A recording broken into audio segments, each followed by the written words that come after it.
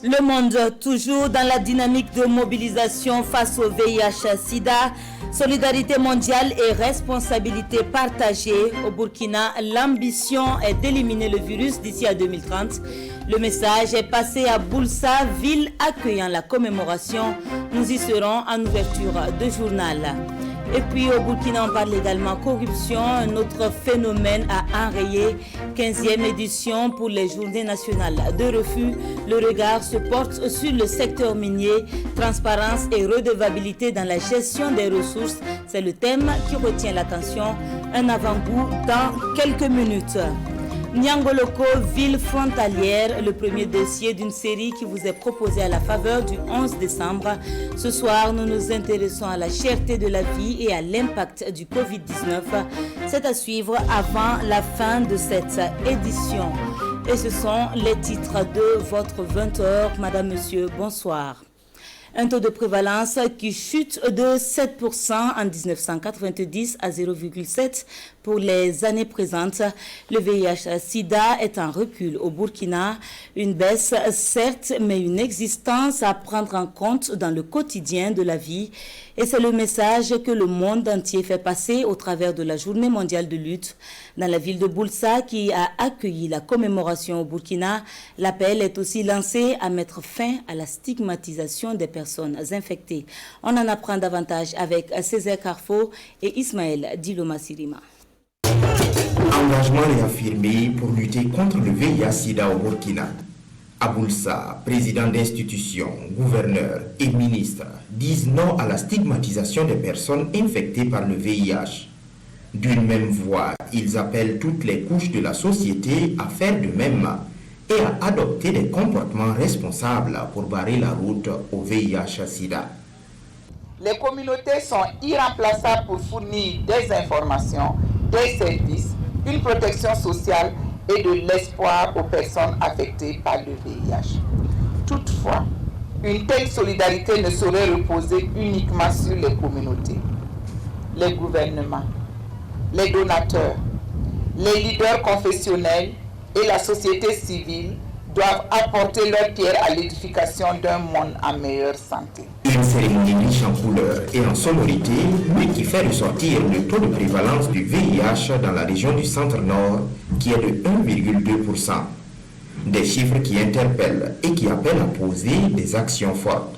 Dans certaines populations, telles que les travailleuses du sexe, dans le milieu carcéral, ou les hommes ayant des rapports sexuels avec les hommes, la prévalence est encore élevée.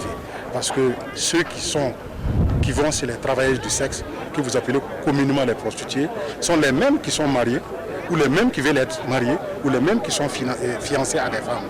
Si nous ne traitons pas le problème dans ce milieu-là, nous allons garder un foyer qui sera la source de la propagation de la maladie. À l'assistance, le ministre de la Santé a rappelé le recul du taux national de prévalence du VIH qui est passé de 7% à 0,7%. Des acquis qui invitent à redoubler de vigilance car le VIH-Sida reste d'actualité au Burkina. Il reste à voir comment justement améliorer l'accès à la charge virale, mais aussi à l'accélération de la prise en charge pédiatrique. Et pour cela, nous pensons qu'en mobilisant tous les efforts au niveau national, gouvernemental, au niveau des partenaires techniques et financiers et au niveau de la société civile pour les organisations communautaires, il y a moyen que le Burkina Faso soit au rendez-vous de 2030 pour aller vers l'élimination du sida. Après Boulssa, c'est la cité de Réo qui va accueillir la célébration de la 33e journée mondiale de lutte contre le sida en 2021. Dans cette lutte contre le VIH-Sida, la Société burkinabé de pédiatrie n'est pas en marge. Avec les hommes de médias, elle fait le point de sa participation et des différentes campagnes de sensibilisation qui sont menées. L'on retiendra les ravages toujours présents du virus en dépit des efforts consentis. Gérard Sommet et Issia Kanana. Le VIH-Sida est bien là et continue de faire des victimes en dépit des multiples campagnes de sensibilisation. Selon le rapport 2020 de l'ONU-SIDA, près de 38 millions de personnes vivent avec le VIH dans le monde, dont 1 800 000 enfants de 0 à 14 ans. Une situation beaucoup plus préoccupante en Afrique subsaharienne, avec la particularité que ces nouvelles infections affectent les adolescents, surtout les jeunes filles âgées de 15 à 24 ans. Face aux hommes des médias, la Société burkinabé de pédiatrie tire donc la sonnette d'alarme. La transmission mère-enfant est la principale méthode, le principal mode de transmission de l'infection à VIH, donc de la mère à l'enfant. Donc si ces jeunes femmes, ces futures mères sont infectées par le VIH, si rien n'est fait, si elles ne sont pas dépistées, elles ne sont pas traitées, avoir une charge virale négative, ces femmes-là vont transmettre le virus à leurs enfants. Pour les conférenciers, le Burkina Faso s'est inscrit dans une dynamique d'accélération de la réponse face au VIH-Sida en vue d'atteindre les objectifs 3x90 de l'ONU-Sida. 90% de la population vivant avec le VIH doit connaître son statut. Deuxièmement, pouvoir, en tout cas, les 90% des personnes censées vivre avec le VIH doivent être mises sous traitement. La transmission est mère-enfant. Donc si on arrive à avoir une charge virale négative chez les femmes en âge de procréer, donc on a la chance en tout cas d'avoir des enfants qui naissent sans être infectés par le VIH. Outre cette conférence de presse, la Société burkinabé de pédiatrie prévoit également des campagnes de sensibilisation et de dépistage gratuit du VIH-Sida ces 1er et 2 décembre dans 10 formations sanitaires du pays. Cette autre commémoration, mais cette fois-ci au plan national, il s'agit des journées de refus de la corruption. Elles sont portées par le RENLAC chaque année et enregistrent 15 éditions à leur compteur. Pour la présente, l'attention se porte sur la transparence et la gestion des ressources minières.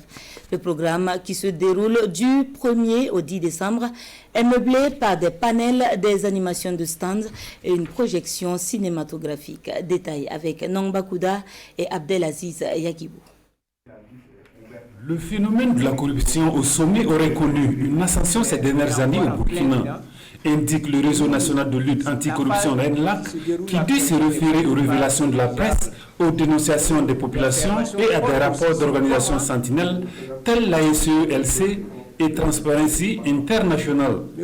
Le réseau monte une fois de plus au créneau et dénonce des achats de conscience en politique et de nombreux scandales, notamment dans la gestion du secteur de l'industrie minière.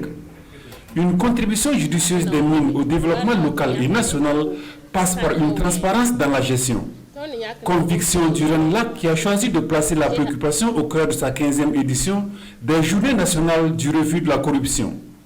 Des journées qui se déroulent du 1er au 10 décembre. Que l'État burkinabé n'a pas de mainmise sur la gestion de nos ressources minières.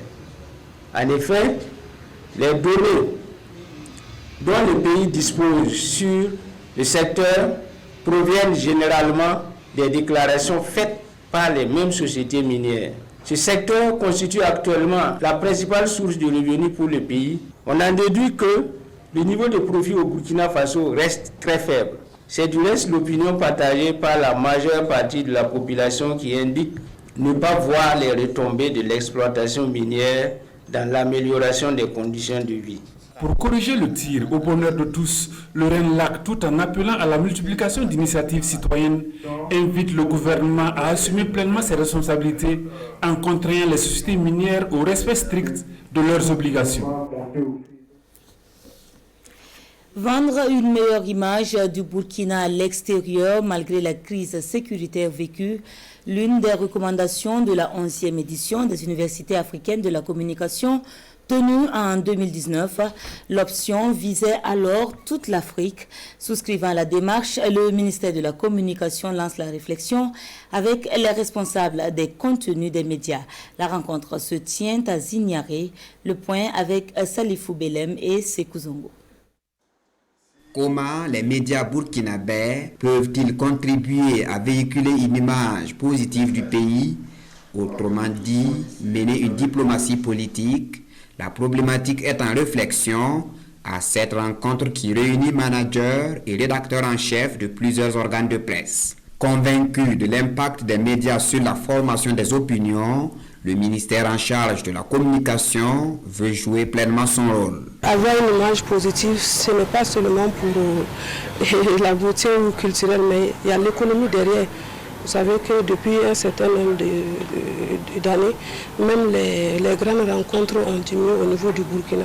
Peut-être c'est la crainte et tout ça. Et nous, en tant que médias burkinabés, nous devons contribuer à les rassurer. Contribuer à rassurer de la fréquentabilité du Burkina, en clair, il est demandé aux journalistes de faire leur travail de façon professionnelle tout en n'occultant pas leur rôle social. Le journaliste ne doit pas être celui qui contribue à alimenter le feu, mais le journaliste doit être celui qui travaille pour assurer les populations et qui fait de telle sorte que les gens puissent toujours, en toute quiétude, continuer à travailler pour le développement de notre pays. Et en cela, c'est de ne pas publier quelque chose tant qu'on n'a pas de preuves, c'est d'éviter d'amplifier un certain nombre d'informations. En dernier ressort, c'est que le journaliste ne doit pas rentrer en concurrence avec les médias sociaux. Parce que la plupart de ceux qui sont sur les médias sociaux, c'est des gens qui n'ont pas de responsabilité vis-à-vis de la société. 2 jours durant, ces acteurs responsables des contenus dans les médias bénéficieront de plusieurs communications, comme la diplomatie par les médias et la production médiatique pour gagner la guerre des images. Ce soir, on parle de la lutte contre le Covid-19. L'État burkinabé reçoit l'accompagnement de l'ONG Terre des Hommes. Dans la boucle du Mouhoun, elle lance un projet de renforcement du système de santé pour le maintien d'un accès aux soins de qualité. Les grandes lignes du projet sont déclinées aux responsables des districts sanitaires ainsi qu'aux autorités administratives le 27 novembre. Compte rendu de Yves Rwamba et Aïcha Dianda. La maladie à coronavirus a durement éprouvé le système de santé du Burkina. Pour remédier aux difficultés rencontrées dans les centres de formation sanitaire, l'ONG Terre des Hommes, à travers ses projets, s'engage dans la lutte contre la maladie dans la région de la boucle du Mouhoun. L'objectif de ce projet est d'abord renforcer les capacités des populations pour une meilleure prise en charge dans un contexte de coronavirus et aussi c'est accompagner les districts sanitaires en ouvrage, en système de gestion d'eau pour faire face à cette pandémie. Le projet qui dure 9 mois a prévu un volet de renforcement des capacités du personnel soignant. On a prévu des boxes de triage au niveau des 6 districts. Donc dans chaque district, il y aura des binômes, 2 personnes pour le triage. Au niveau du CHR, on aura 5 personnes pour le triage. Il y a des CSPS qui sont sous pression. Ils ont reçu un afflux de personnes déplacées internes et aussi n'arrivent pas à intervenir efficacement. Donc on a prévu des infirmiers qui vont les appuyer et ils sont au nombre de 14. Ce projet va sans nul doute redonner du sourire aux personnes déplacées internes et à leur hôtes. Je saisis cette opportunité pour témoigner ma reconnaissance à la Fondation Terre des Hommes Lausanne pour son accompagnement constant aux côtés de l'État burkinabé. Le projet de renforcement du système de santé pour le maintien d'un accès aux soins de qualité dans un contexte de Covid-19 va coûter à l'ONG Terre des Hommes une somme d'environ 400 millions de francs CFA. Porter un jugement précis et impartial sur la tenue du double scrutin législatif et présidentiel, tel est le fil conducteur de la rencontre entre l'Institut Africa Solidarité et la presse. L'occasion également de formuler des recommandations pour les futures échéances. Le compte-rendu de Vincent Kendrobeo. Après une participation aux élections du 22 novembre en tant qu'observateur, l'Institut Africa Solidarité fait le point à la presse. L'IAS félicite les acteurs politiques et les médias pour leur conduite durant cette période critique de la nation. La mission, après son travail sur le processus électoral, tient à féliciter les autorités en charge de l'organisation du scrutin pour les efforts consentis afin que les opérations de vote se tiennent dans un climat apaisé. Elle salue l'ensemble des acteurs pour leur esprit de dialogue et leur volonté affichée de conduire l'ensemble du processus dans le calme et la sérénité. La mission a positivement apprécié la réactivité des autorités en charge des élections pour proposer des solutions toutes les fois qu'une difficulté survenait. La mission salue l'ensemble du peuple burkinabé pour sa maturité et son esprit démocratique. Au regard des nombreuses difficultés constatées dans l'organisation du scrutin, l'Institut Africa Solidarité recommande une meilleure formation des acteurs impliqués, notamment les agents des bureaux de vote, pour mieux réussir les échéances électorales à venir. Plusieurs autres recommandations sont consignées dans le rapport de l'IAS à l'endroit des partis politiques et de la société civile. À présent, ce partenariat commercial entre Air Burkina et Coris Bank, dès ce 1er décembre, il est désormais possible de s'acheter son billet d'avion dans toutes les agences Coris.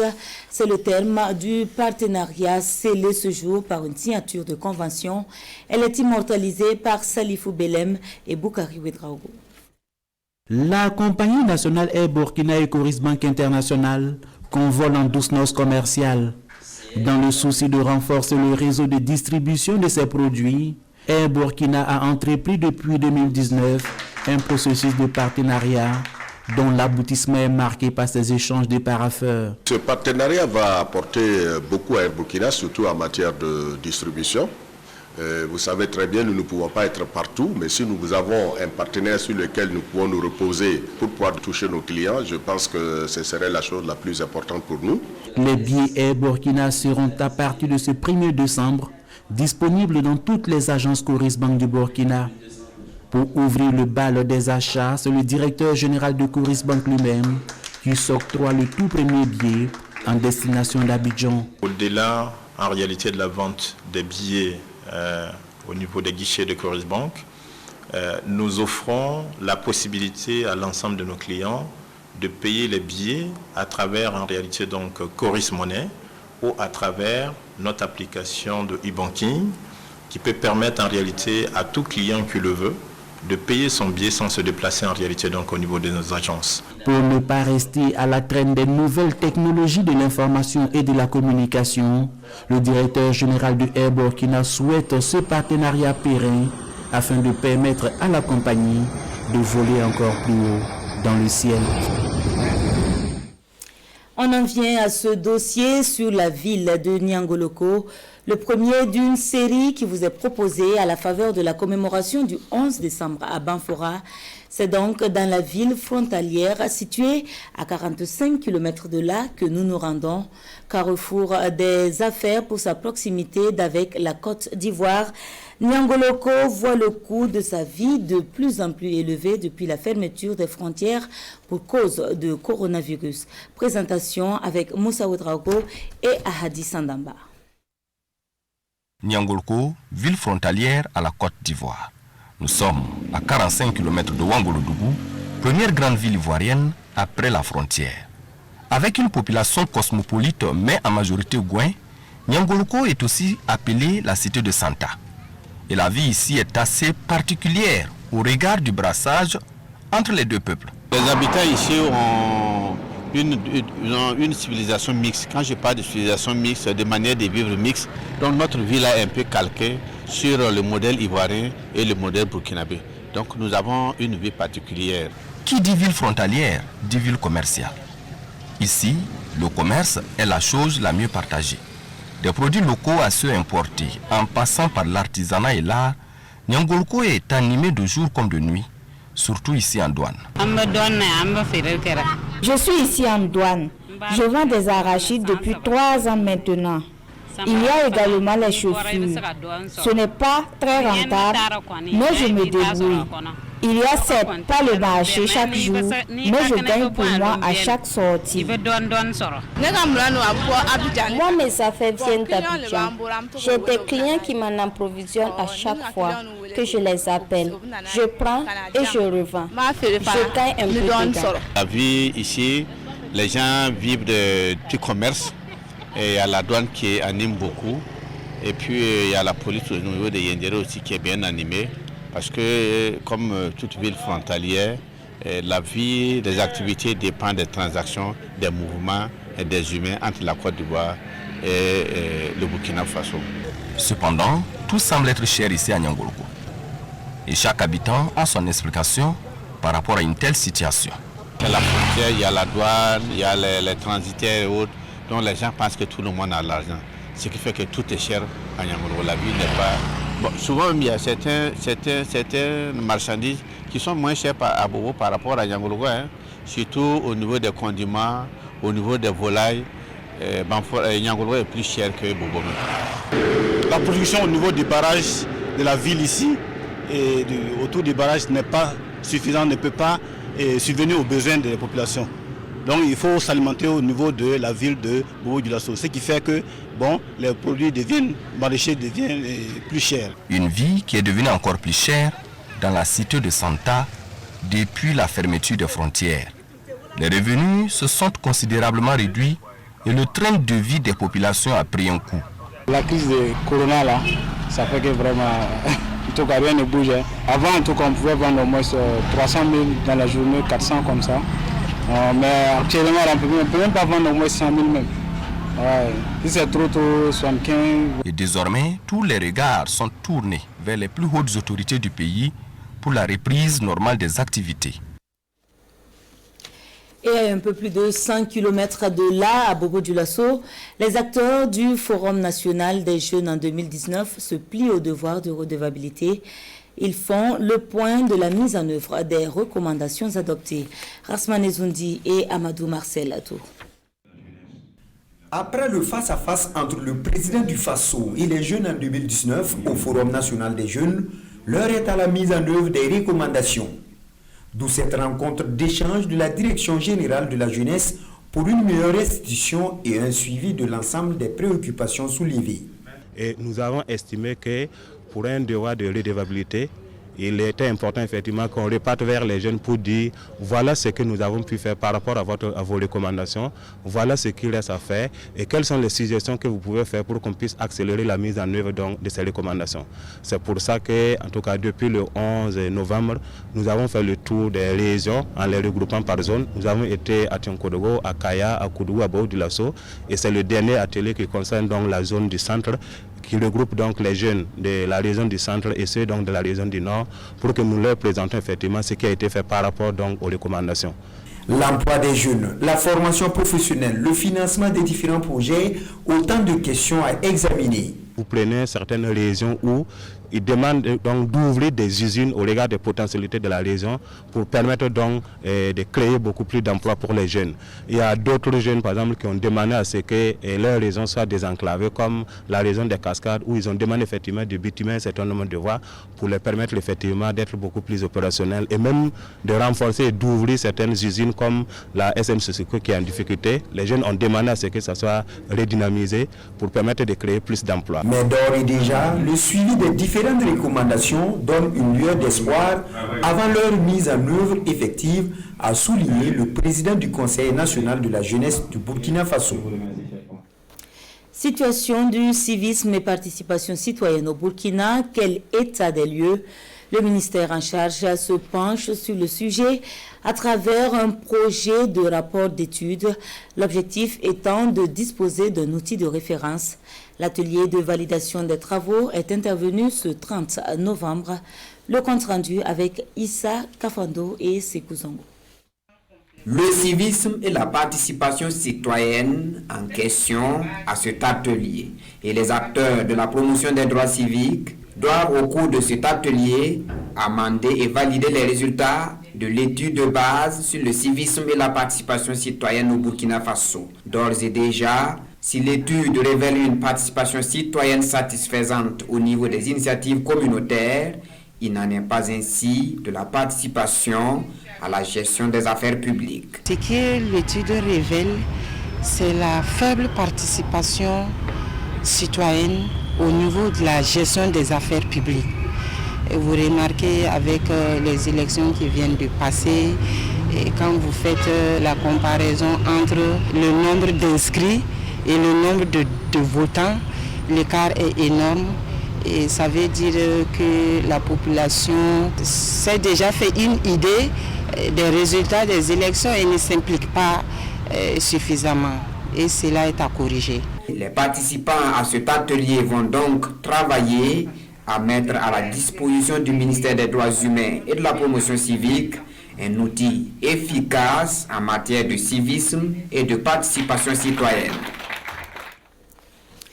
Dans l'actualité, hors de chez nous, un chauffeur fonce sur des passants à Trèves en Allemagne. Il fait au passage 2 morts et 15 blessés. L'acte n'a pas encore été qualifié, mais le responsable a été mis aux arrêts. En Allemagne, une voiture a foncé sur des passants, faisant 2 morts et une quinzaine de blessés. Le drame s'est passé dans la ville de Trèves.